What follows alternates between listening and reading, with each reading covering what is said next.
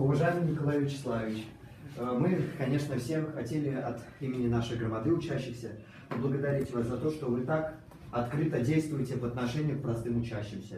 И 9 класса, и нашей средней школы. И вот чтобы простой человек, учащийся, зашел в кабинет директора, не снилось это ни в одной школе. А вот в 55-й школе это представляется возможным. Поэтому большое вам спасибо за это. Спасибо. Спасибо. Спасибо, господа. Будем